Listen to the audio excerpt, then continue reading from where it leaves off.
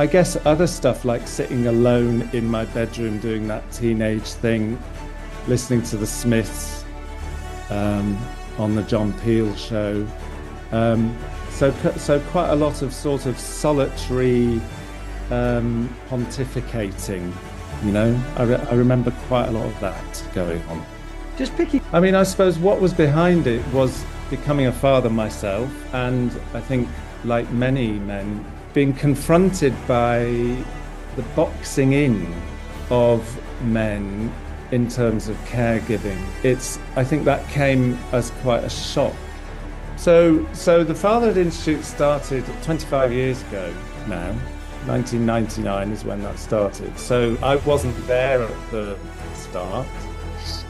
I kind of stumbled across it when I was doing my PhD, and I ended up becoming part of the organization, having done some sort of freelance writing work for them.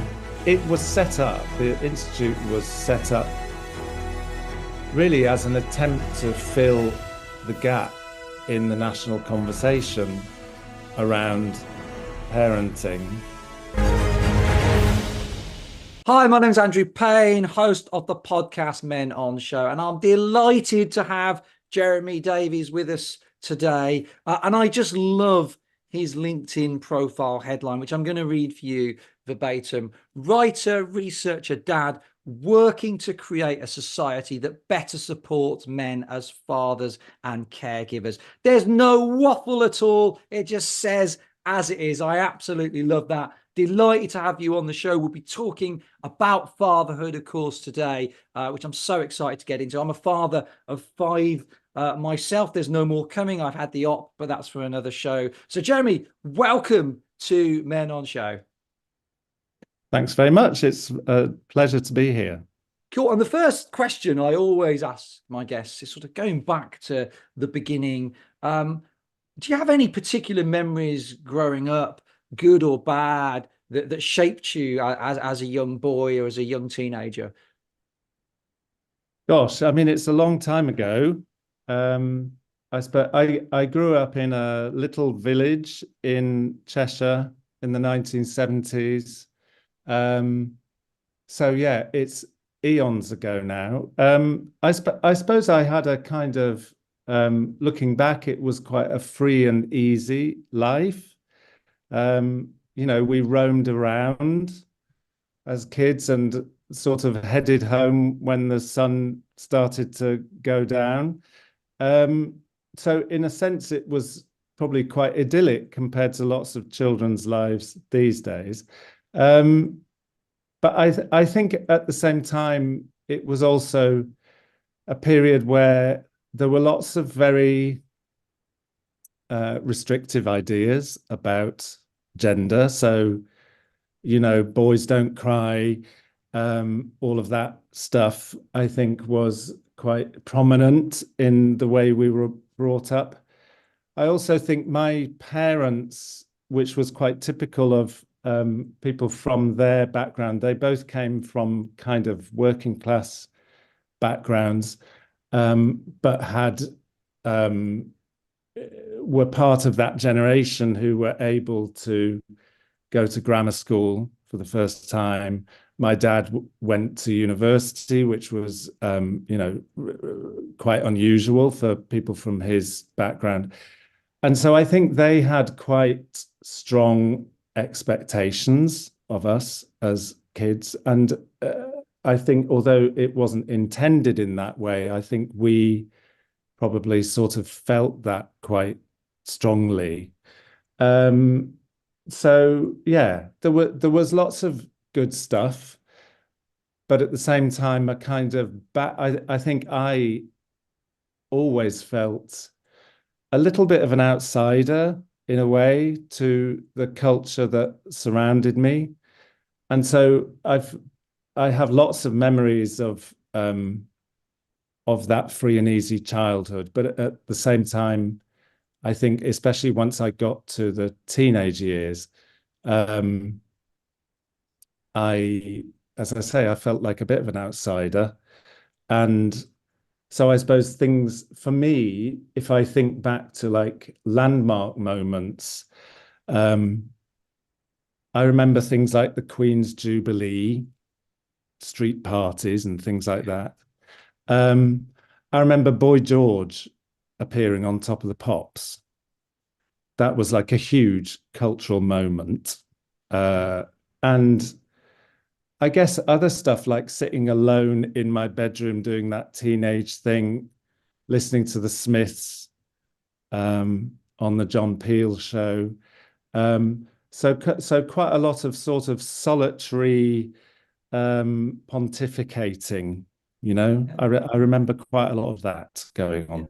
Just picking up, it's interesting. On the one hand, you describe the child back in the sort of 70s, it being free and easy, roaming around. You had sort of more freedom than children today, yet with more restrictive ideas around that freedom.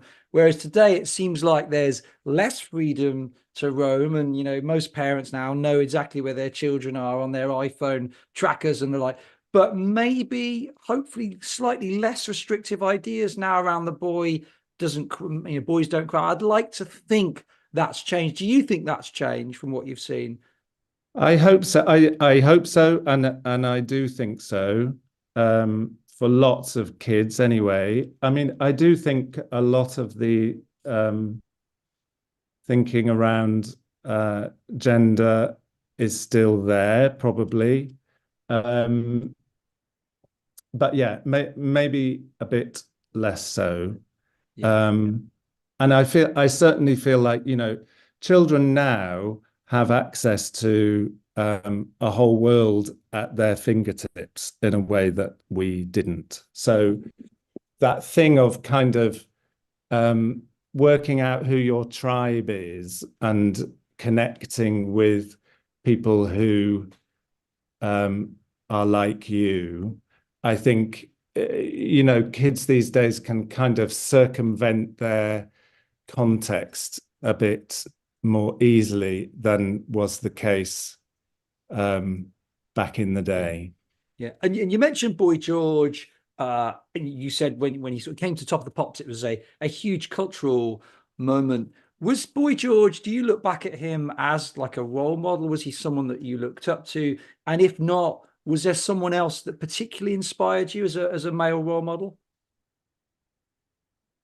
I mean, I wouldn't say he was a role model for me. I think I kind of yes, I kind of looked up to him in a way because he was so kind of out there and at the same time felt so human. I think that's why he was such a big cultural thing, was because he looked so different, but at the same time, when he spoke, he was very engaging.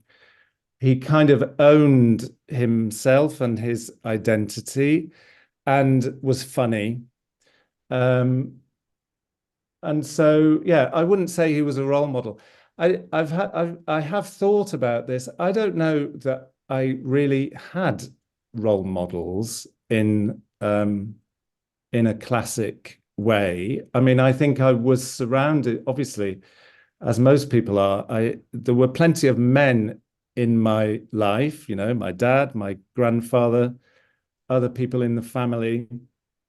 Um, and they were all, there was something a little bit sort of distant about most of those men, if I look back.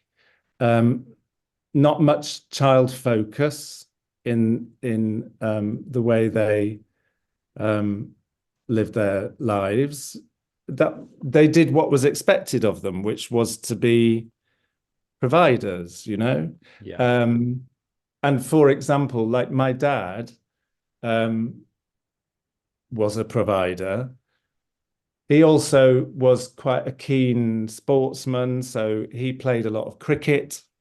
So when I think back, I remember endless kind of weekends that were based at the local cricket club, and we kids would be there, um, sort of running wild, really.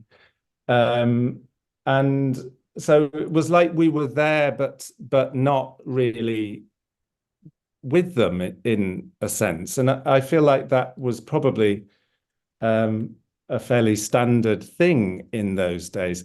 Um, I don't know how many dads play cricket these days. I feel like not so many because it's such a time-consuming sport, you know. It feels like it's a bit incompatible with the way we do fathering these days. Um, and that's probably a good thing, you know. And I also, you know, I remember my mother there with all the other mothers in, you know, they're making sandwiches and what. I mean, it's like something from a different Yeah. age. Um, I feel like probably most of the women hated it as well. Yeah. Well, Yeah. yeah. Yeah, interesting. And what I mean, you started out in terms of career-wise in the world of media. What drew you into that? What how come you went first into media? I mean, I had no idea what I wanted to do. Um, when I went to university, I think I ended up drifting towards the media basically because I was getting quite positive feedback from a couple of my tutors about my writing. So I studied history. I wouldn't say I was particularly gifted as a historian, but I could string a sentence together, you know.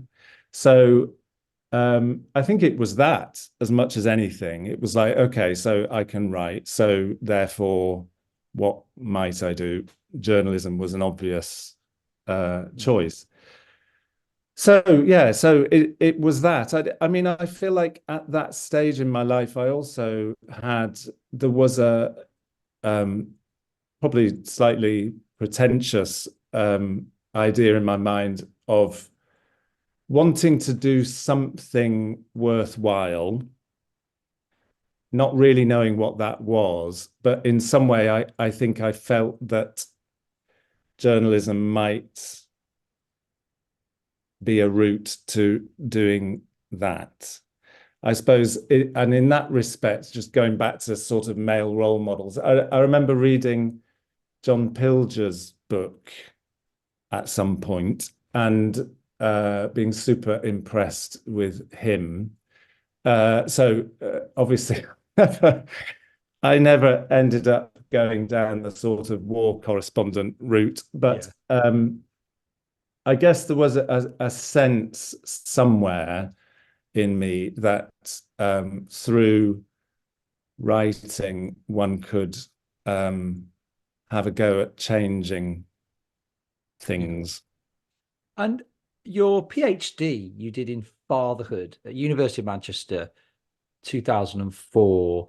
So what was behind you doing that PhD and what were your findings? What were you trying to research particularly?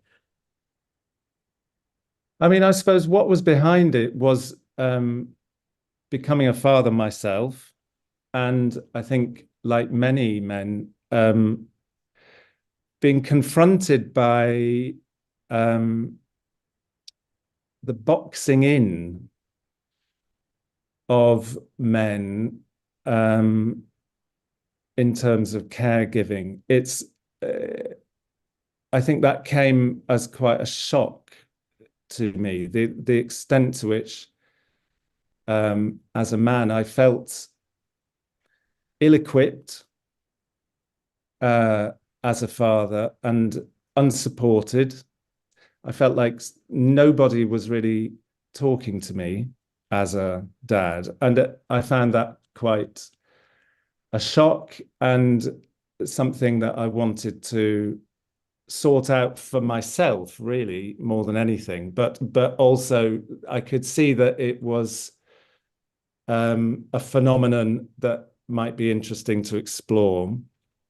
And I guess having worked for as a journalist for quite a few years by that stage, I think I felt probably the need to do something with a bit more meat to it. So, you know, not just as a journalist, you often, you know, you'll you'll get to look at a subject, but it's very quick, and it's in, you've got X number of words and it needs to be done by such and such a date. So the idea of kind of immersing myself in something was appealing. And so I suppose I wanted to look at gay fathers because it felt like they were potentially finding new ways of doing fatherhood. I suppose that was the idea was, there's this bunch of men who are kind of on the margins of society in a way, and they're doing this thing that is branded as female, really. Yeah. And just to clarify, when you say gay fathers, you're referring to two fathers, two men together in a couple raising a child, rather than a gay father that may be in a relationship with a woman. It was a mixture, actually. Interesting. In fact, it was probably more the latter. So there were a few dads in my sample who were adopting, or were like a donor dad, but the bulk of them actually had become fathers through straight relationships, and a few of them were kind of like the stepfather figure, if you like, in a gay couple where there was a child from a previous relationship. Yes. So it was quite a mixture. And I mean, you asked about my findings. I suppose what I found was that actually the least interesting or relevant thing in the whole story was these men's sexuality. What really united them more than anything was both the commitment to being an active father and the experience of doing that in a world that sets up parenting fundamentally as a female pursuit. So they were operating in this kind of very gendered space. And yeah, so I guess that was really the crux of the story, if you like. Yeah. And operating in this space and within your PhD, I'm trying to find the right words to say it really, but do you feel that what inspired you was the challenges that they experienced operating in this space, or was it more that they were absolutely smashing their role in a good way in this space and you're like, what's their secret here? What have they got? So what was it that really... I mean, I think what I expected to find was, I mean, my title, which was my pitch, if you like, at the start, was Gay Fathers in the UK, Rewriting the Fatherhood Handbook, ? Okay, so that, if you like, summarizes what I expected to find. And it kind of isn't what I found. What I found was something much more messy than that. And quite a lot of the men were kind of looked not that different from a straight dad. Sometimes they had what I would consider quite traditional gendered views, for example. So it wasn't. I had expected this group of men to be sort of really owning and pushing forward a sort of I don't know, a progressive agenda, a sort of different version of fatherhood, and in many cases that wasn't true. They were just as kind of messed up and muddling and sort of performing or comparing themselves to a sort of traditional model of masculinity as most fathers might, you know? Yeah. And so then the Fatherhood Institute came. What was the purpose? What is the purpose behind the Fatherhood Institute? What is that all about? So the Fatherhood Institute started in well, it's 25 years ago now. 1999 is when that started. So I wasn't there at the start. I kind of stumbled across it when I was doing my PhD, and I ended up becoming part of the organization, having done some sort of freelance writing work for them. So I suppose it was set up, the institute was set up really as an attempt to fill the gap in the national conversation around parenting.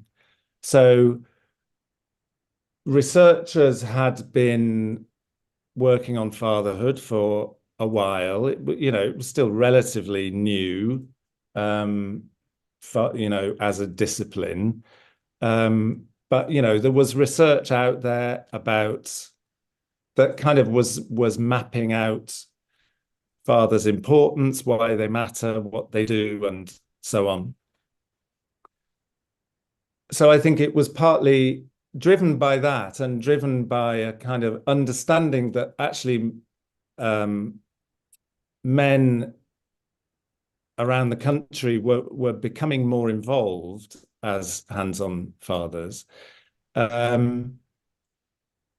There was a clear disconnect, I think, between that phenomenon and our growing understanding of fathers and what services were up to. So, the policymakers and the family services that surround us at that stage, and I mean, I would say still today, hadn't caught up.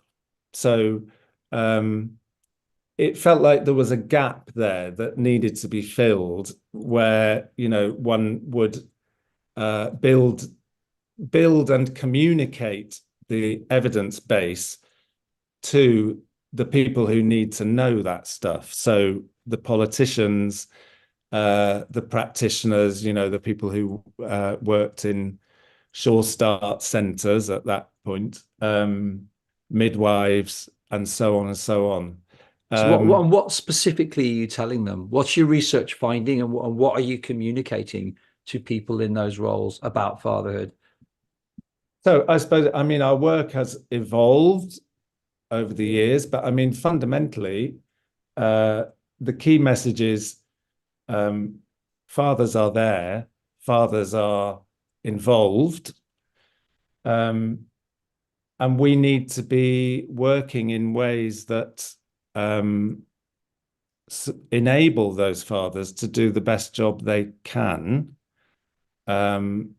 because that's good, not just for them as men, but for the women who love them, for the children who love them, and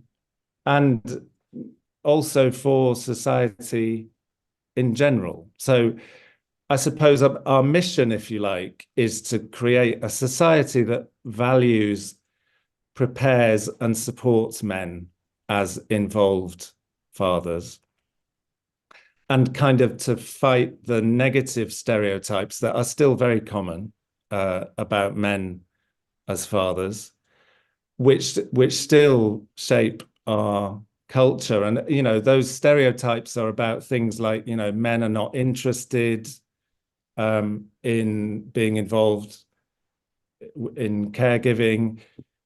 We're a bit useless and cack-handed. We're absent. Yeah. We're all down the pub or on the out playing cricket like my dad actually was.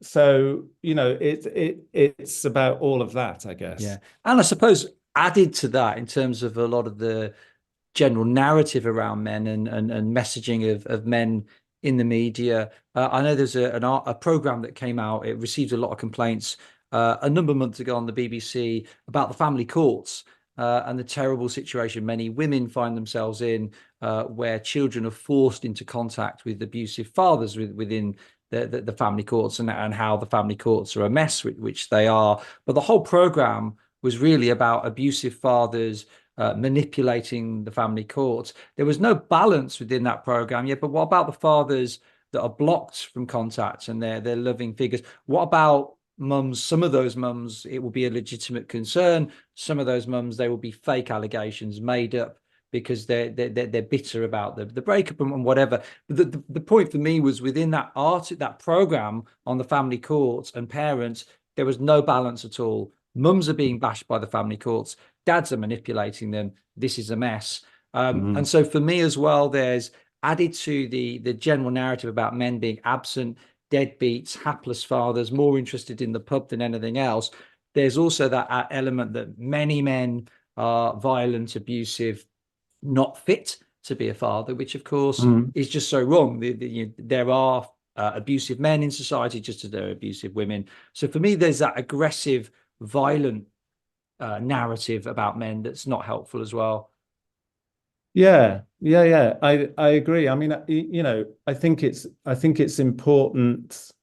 I suppose we at the Institute work with a whole range of different professional groups. So, you know, social workers, people who work in early years education, midwives, and so on and so on. And, you know, rightly so, safeguarding of children and women is a priority for them. Our perspective on that is that actually, if you're serious about safeguarding children, that's the very reason you should be getting really good at engaging with fathers, because you need to be able to spot the bad apples, if you like. And the only way of spotting the bad apples is to look at fathers as a whole and get good at engaging with them and understanding them, respecting them, but at the same time, where necessary, challenging them. And so, yeah, I think, you know, the way we talk about that with social workers, for example, is to talk about the need to look at fathers as a risk and a resource. And, you know, that risk might, yes, you know, in a small percentage of cases, that risk might include risk of violence. But, you know, the risk may also include just like somebody being not safe with their children because they don't have the confidence and competence, if you like, the skills to do that stuff. But that doesn't mean that they're an evil man.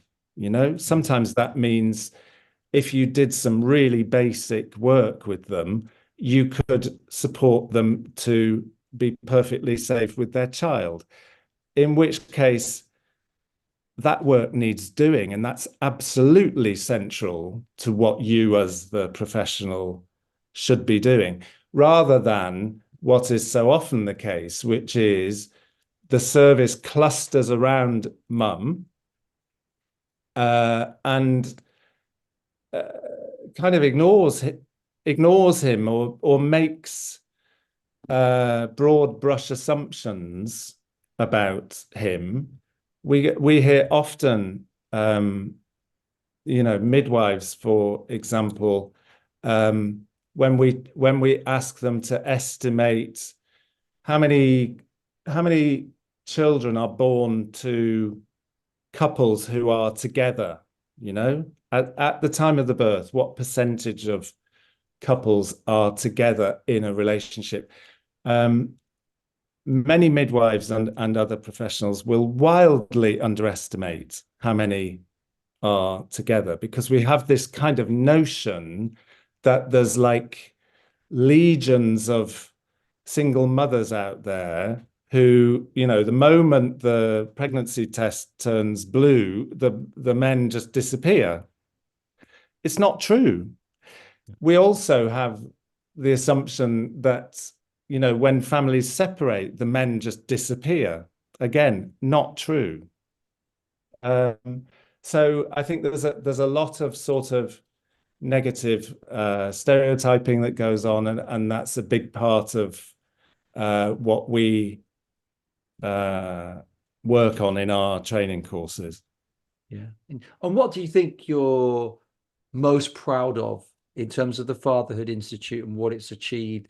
Is there anything where, and then maybe there's a few things where you say, do you know what? Because of the Fatherhood Institute, this has happened and we're really pleased about it. Is there anything that you would be particularly proud of? Well, paternity leave exists. I can't claim it 100% as ours, but we were instrumental in getting that introduced in 2003. Paternity leave is nowhere near as good as it should be, but it does exist. So I guess that is that's a tick for us as an organization. There are lots of small ways in which I think we have managed to get fatherhood on the table in key policy and practice documents. So, for example, partners are now talked about extensively in the guidance that sort of governs, if you like, maternity services. That never used to be the case. So in the antenatal and postnatal guidelines, there are lots and lots of references now to the need to engage with partners. They tend to be resistant to use the term father. So it gets kind of framed as partners rather than fathers. But the principle remains, I suppose, that again, not down purely to us, but we've been in the room and we've kind of helped. The fact of us being there and in the room helps remind people that this side of the equation matters too, I suppose. So because of that, we now have something, we now have a tool with which to hold services to account. And so the effect of that is to change the narrative. Okay. Yeah. So I would say, it's quite difficult to pin down specific achievements, because so much of this is about small things that, when you add it up, represents a change in culture. And I think, there's a long way to go with all of this, but we've made some very good strides. And our evidence reviews are cited very widely now. And so all of that contributes to this sort of drip, drip, drip effect, if you like, of opening the doors to new ways of thinking. Yeah. So picking up, and that's great. And I mean, and I was a beneficiary of paternity leave. I have been, so I'm very grateful to you. I should offer my extended thanks it's for the not part, much, but the part you played. Well, and I want to pick up on it because We hear a lot about the gender pay gap. It's sort of patriarchy based. It's something that I think that the feminism movement is still cross about and would feel there's a lot of work to be done, and rightly so. There is a gender pay gap. But I was reading some research, quite a big piece of research in the States, that where they compared the pay between parents, men and women particularly, there's a gender pay gap, about 35%. Outrageous. That's not right. I fully agree. Not enough women in leadership roles. I fully agree. But when they compared the data for men and women with no children, the pay gap plummeted from 35% to a staggering 0.8%, virtually. So they're still there. It's still there, but it's absolutely minimal. And so I hear quite a bit about actually the gender pay gap is a parenting pay gap principally. That actually men and women in the same role, working the same hours in Western society are not paid different amounts of money. The issue comes back to parenting, women making that hit. And of course, it doesn't end at a year when they then go back to work because the kids got school runs. If their kids will get sick, and it's the women taking the hit, so their careers are going back. And so what I have heard is that, by doing more work on paternity leave, that not only is good for fathers, for children. We know the evidence, as you will be very aware of, is that fathers are so important to their children's development. So the equalizing paternity leave is good news for women, in that it makes it more likely that as a couple, that couple can afford the hit. Good news for dads, good news for children, and maybe something that both the feminism movement and men's rights activists could probably agree on for different reasons. But actually, is that your reading of the gender pay gap, that principally it's a parenting pay gap? I mean, I think I've seen estimates that about 80% of the gender pay gap is due to the motherhood penalty. So I think, in essence, I think you're right. What causes the gender pay gap is the different career paths that men and women drift into, in most cases, when they have children. So at the end of the day, when you have a child, or especially if you have a series of small children, that introduces an issue, doesn't it, for a couple in terms of the time required to look after that child. And even if you're buying in childcare, if you like, there's still a certain amount of time and work involved in kind of organizing and managing all of that.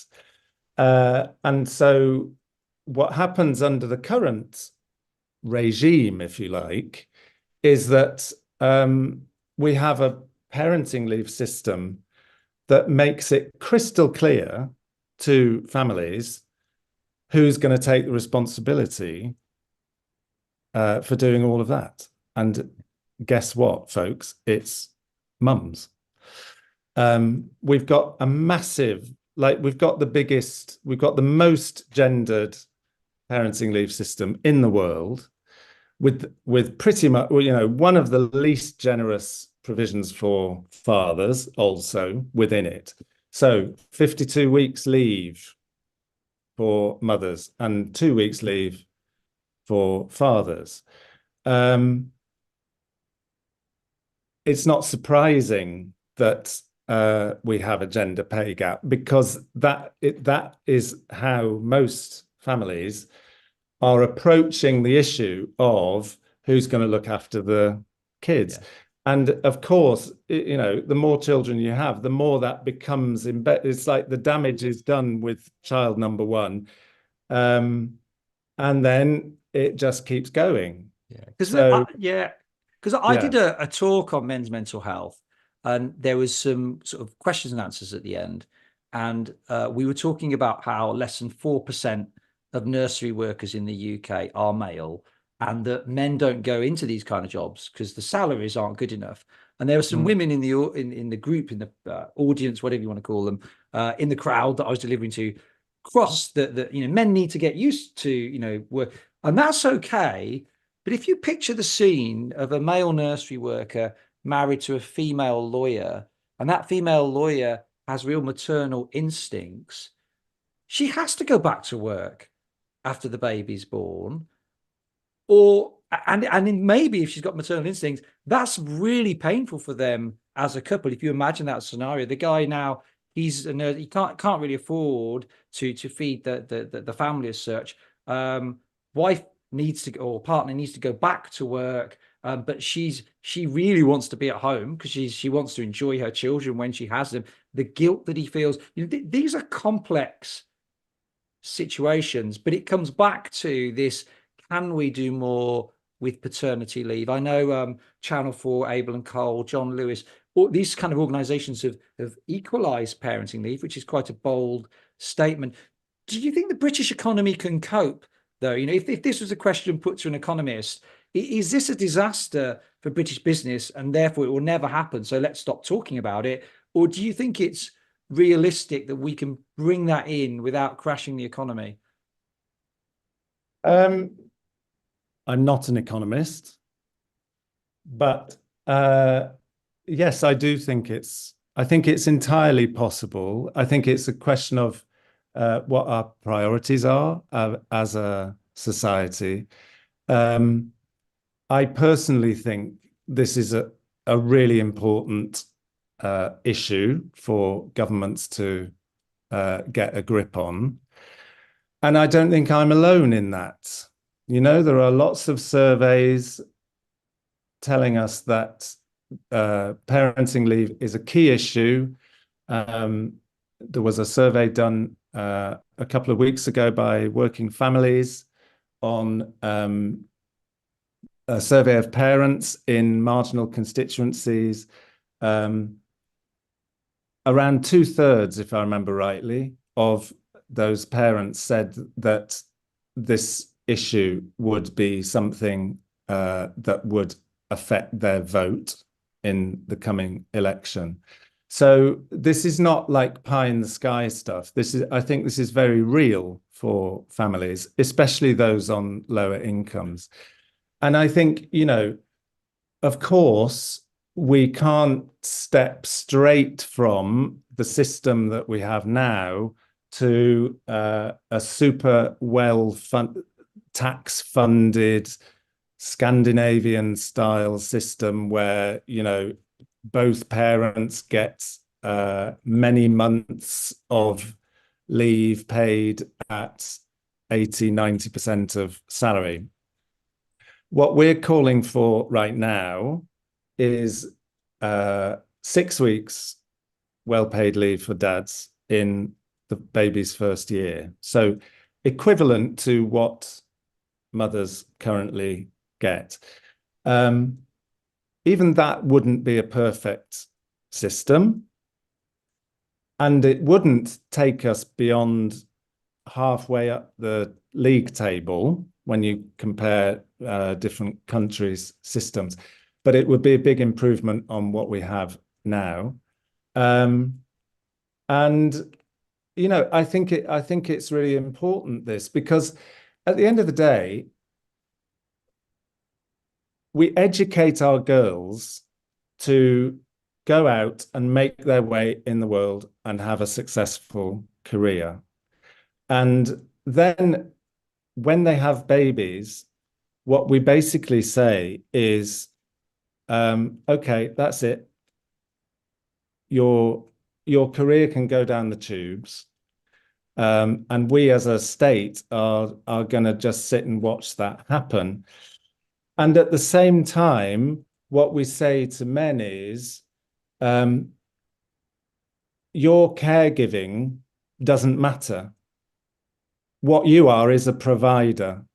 And so we're going to give you the absolute bare minimum. We're going to allow you 2 weeks off when the baby arrives.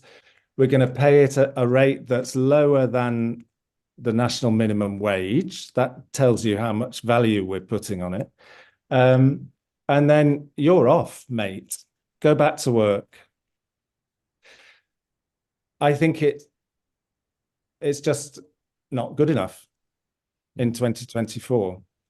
Yeah. It's not what people want. And if you think in terms of, as a society, where do we want to get to? What do we want to achieve? It's very clear that fatherhood, and especially early fatherhood, is hugely important to children. It's also a really transformative experience for men that is about getting in touch with your caring instincts. I think this bit of the equation is something that doesn't get talked about very much, which is partly because, as I was saying earlier, there are all these sort of stereotypes about men not being interested, it's like this kind of men are from Mars, women are from Venus idea. So we have this idea that women are kind of natural caregivers and men are something else, The research does not support that. And in fact, the research shows that when men are involved as caregivers, especially with infants, we can see the chemical changes that happen inside them, which are really not that different from what's happening inside a mother when she holds a baby. And it's all about, the oxytocin, the drop in testosterone levels, and so on. Basically, men are hardwired to care. And that shouldn't come as a surprise to us, really, because as a species, we've survived for all these centuries. Of course, the species would not have survived if only 50% of them were capable of caring.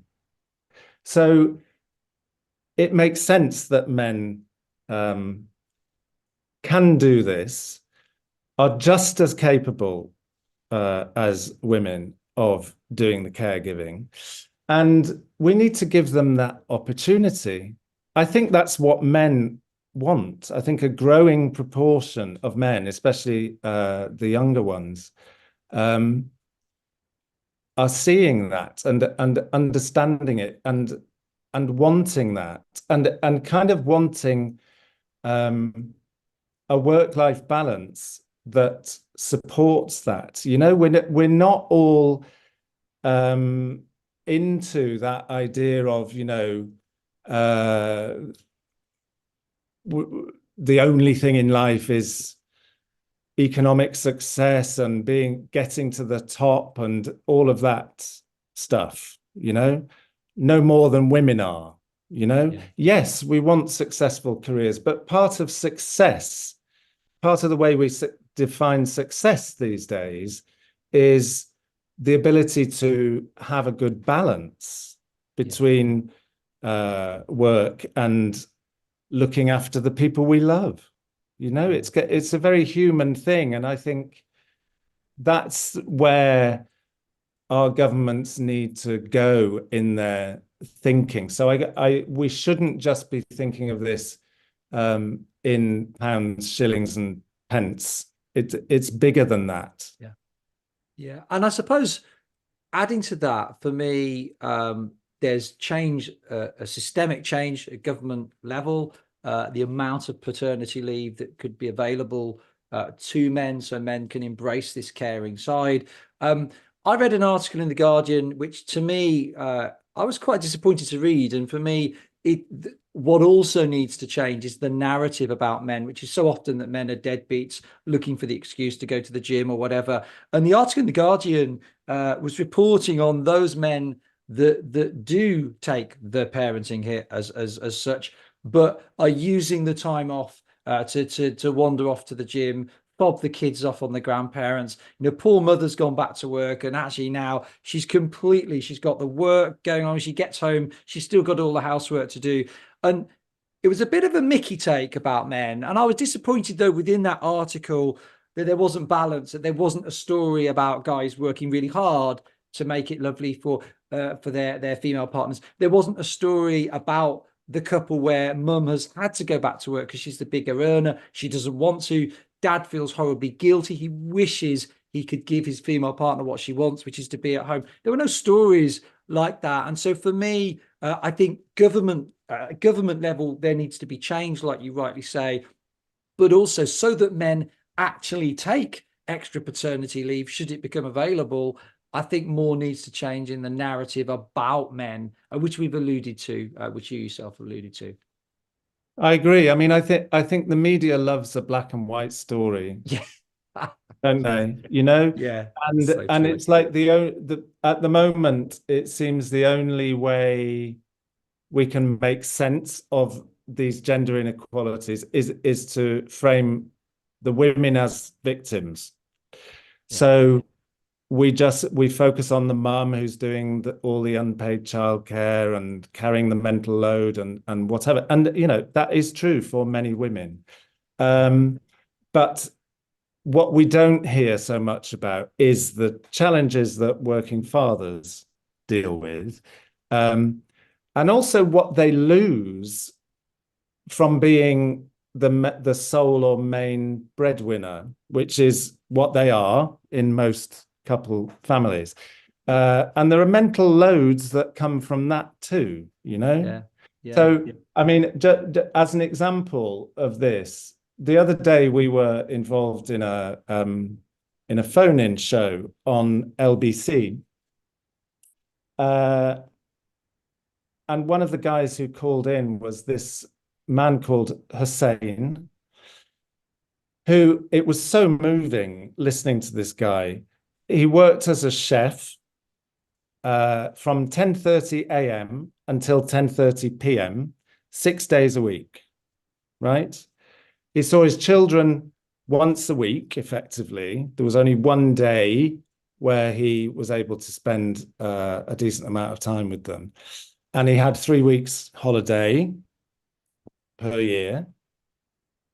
And he was talking about how when he saw his children, he felt like they were basically strangers.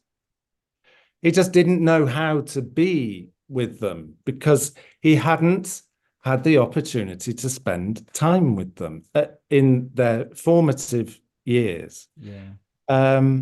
And the other men that he worked with, he was saying, were in a similar boat. And that's literally the first time I've ever heard men's stories told in that way in the UK media. It's just not a story that we tend to hear. The reason that story happened was the presenter of the show, who's called Ben Kentish, understands this issue. I know he does because I've been on his show before. I don't know if he's a father. I'm assuming he is, but he's like a young guy who really understands fatherhood. In this show I'm talking about, he did a really fantastic introduction where he really framed the story extremely well. And he'd seen an opportunity to do that story because Rishi Sunak, a few days before, had made some comments about having missed out as a dad from being prime minister. So he took that opportunity, and out of that came this amazing, powerful interview. And in recent weeks and months, there have been a couple of other examples of youngish men, journalists, owning this story, really understanding it and and covering it in a really successful way. There was a guy called Christian Johnson at the BBC who did a really good package with Pregnant Then Screwed about parenting leave. Richard James at iNews, who wrote about how he has gone part-time after the birth of his daughter. There's a really good guy called Paul Morgan Bentley at the Times, who actually has written a book called The Equal Parent about his experience of becoming a father with his husband. So I do think there's a problem in the media. I think this black and white sort of mother as victim story needs to not just be the only story in town, you know? Yeah. And I think part of how we change that is we need the younger generation of journalists, not just men and women, who are living this. We need them to kind of get to grips with this story and, as you say, start to change the narrative a bit. So I think it is happening, but it's a slow process. I love that. I'm going to steal that as a quote. The media love a black and white story. Coming to the end of the podcast, there's two things just going to briefly ask Jeremy. First of all, how do people get in touch with you and find out more about your work? What's the best way of getting hold of you if anyone wants to further this conversation with you or seek your advice or help? Well, how do they get hold of you? Well, you could start off with the Fatherhood Institute website, which is fatherhoodinstitute.org. You'll also find us on LinkedIn, Facebook, Twitter, or whatever it's called these days. X. And what's the other one? Instagram. So yeah, we're on all of those. And so you could get to me through any of those. You can also sign up for, we do regular newsletters. You can sign up for those on the website. So yeah, come and have a look. Brilliant. And to round us off completely, if you could, in one or two sentences, give a message of encouragement to the men, young men and old, boys, people listening to this episode, what would your sort of two-liner be, message of encouragement?